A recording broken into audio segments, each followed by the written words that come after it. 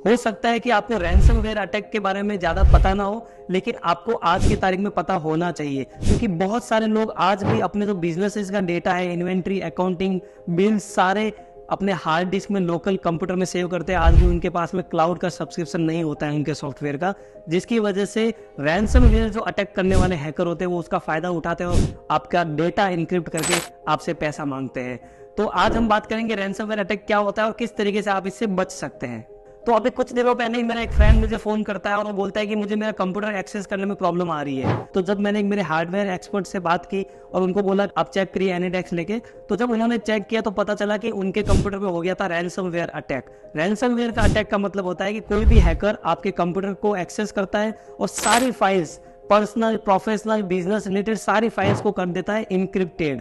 Encrypted का मतलब ये हो गया कि वो फाइल सिर्फ और सिर्फ हैकर ही ओपन कर सकता है, उसके पास एक की होती है, उसी से ही डिक्रिप्ट होता है, दूसरा कोई भी उसको डिक्रिप्ट नहीं कर सकता है। तो जब भी आपके कंप्यूटर पे रैनसमवेयर अटैक होता है तो वहीं पे एक हैकर की इन्फॉर्मेशन भी पॉपअप में दिखती रहती है आपको, वो आपको कनेक्ट करने के लिए बोलते हैं। और जब हमने उनको मेल किया तो उन्होंने हमसे 1.5 लाख रुपए मांगे बिटकॉइन में उनका डेटा फ्री करने के लिए, मीन्स डेटा डिक्रिप्ट करने के लिए।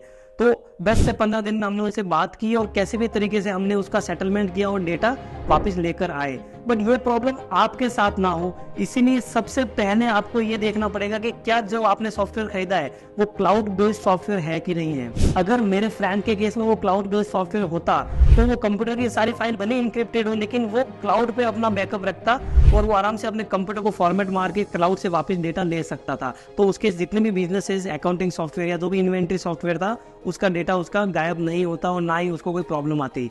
तो सबसे पहले ये जरूरी है कि आप अपना क्लाउड बेस्ड सॉफ्टवेयर खरीदिए। अगर आपके सॉफ्टवेयर के पास में क्लाउड की सर्विस नहीं है तो आप गूगल ड्राइव पे अपना बैकअप रख सकते हैं, आप लोकल हार्ड डिस्क पे कभी बैकअप मत रखिए। और दूसरी बात यहाँ पे मैं और बताना चाहूंगा कि आपका जो इंटरनेट का जो वाईफाई होता है, जो आपका ब्रॉडबैंड लिया हुआ होता है, उसकी सिक्योरिटी को आप कभी वीक मत रखिए।